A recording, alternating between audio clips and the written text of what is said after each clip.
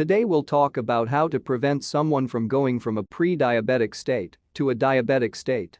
Now the difference between pre-diabetes and diabetes has to do with your blood sugars. So in pre-diabetes your blood sugars are around 100 to 125. And diabetes it's 126 and greater. We're talking about another test called A1C, which is an average of 3 months of your blood sugars. We're dealing with a 5.7 to a 6.4 with pre-diabetes. And then once you're diabetic becomes 6.5 or greater.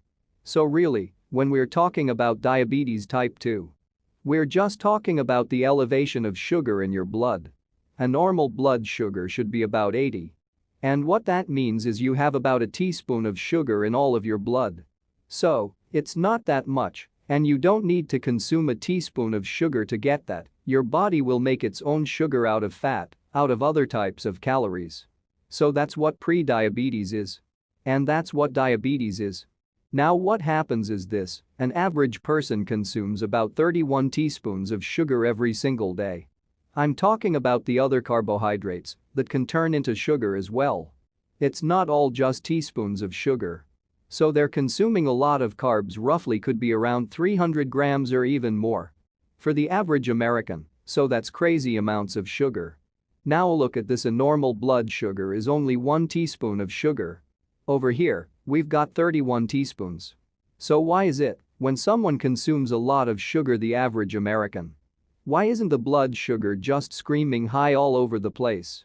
Usually it's normal, at least for a period of time. Well, that is because we have this filter right in the middle of this thing, and it has to do with this machine that keeps the sugar out of the blood, and it's called insulin. So, insulin kind of filters out and gets rid of the excess amount of sugar in the blood. And what does it do with it? It hides it. It'll put it in stored sugar called glycogen in the liver and the muscles. It will also put excess in the fat. It will convert some to cholesterol, but the thing that the body doesn't want is high amounts of sugar in the blood. Why? Because that sugar is very, very dangerous to the lining of the arteries. It will start to corrode, and it's called oxidation or damage inside the arteries. And then comes the plaguing and the calcium and that whole thing. So, your body really considers excess sugar very, very dangerous. If this person is consuming a lot of carbohydrates and has a high frequency of eating, having a lot of snacks, what happens is you're gonna get a huge amount of insulin being released from the pancreas. And that insulin is working really, really hard to keep the sugar down. But here's the other thing, high levels of insulin is also very toxic to the body as well. So your body doesn't like high amounts of sugar or high amounts of insulin. So, what does it do? It starts to reduce the insulin by creating a resistance. It's called insulin resistance. So the cells start blocking insulin like crazy. The problem is the body still has to keep this under control. So it starts to turn up the dial and produce more and more insulin to penetrate through this resistance to keep the sugar at a normal level.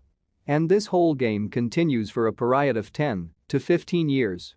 So you may have insulin resistance for 10 to 15 years. Until all of a sudden this pancreas says, you know what? It's been compensating. It's been working hard to kind of counter this problem to help you, but now it's exhausted. So, the pancreas can no longer pump out that much insulin. This starts going down and down. Now we don't have as much insulin. Well, guess what's gonna happen? If you keep consuming this amount of carb at this frequency, this sugar is gonna start to go up. Why? Because our insulin is going down. So the sugar is gonna start going up. Over time, it's gonna then turn into full-blown diabetes. Now, understanding this problem is so important. If you are a pre-diabetic or even you have insulin resistance, because it's so easy to solve with just a little bit of effort, you can avoid this whole thing. And it really has to do with cutting out the carbs and going on in a fasting. 90% of people that are pre-diabetics don't even know they're pre-diabetics. They just wake up one day and they're a diabetic. Now I would say, probably 99% of the people don't know they have insulin resistance. Now, I'm going to tell you the symptoms to determine if you have insulin resistance, even without taking the test HOMA-IR. All you have to do right now is just look down and see if you see your belly. If you see your belly and you can't see your feet, that we know you have insulin resistance. Here are some other symptoms: frequent urination even at night. Are you getting up to the night and urinating? This is you have insulin resistance. If you were just to change your diet, you would notice this symptom improving within a few days. Brain fog, memory problems. Because your brain is dependent on this glucose, and when you have resistance, guess what? You starve the neurons with its fuel, and you start becoming forgetful. It's the start of dementia, but when you cut out the carbs, you'll be running your body on ketones. You can bypass that whole thing and feed your brain. You'll actually have a lot more focus and less memory problems. But here's the big symptom right here to know that you have instant resistance.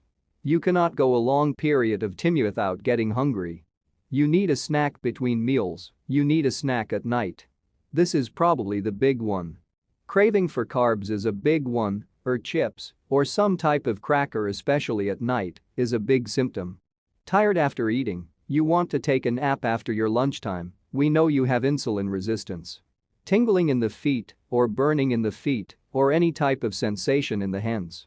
That means your blood sugars are destroying the vascular system. The capillaries to the nerves in your feet. That's called peripheral neuropathy. Very simple to fix. All you do is, you get off the high-carb diet, stop eating so frequent. And just so you know, sugar is very oxidative, and it creates a lot of inflammation. The inflammation actually even makes this worse. It actually can push you from here to here, just having the inflammation. Also, omega-6 fatty acids, like in all the different oils, soy oil, corn oil, cottonseed canola oil. Those are very highly inflammatory, that can also push you over the edge. As well as MSG, like monosodium glutamate. It's in a lot of fast food restaurants. We hope you now have a deeper understanding about how to stop pre-diabetes. Follow us on Facebook and subscribe to our YouTube channel for more health tips. Thanks for watching.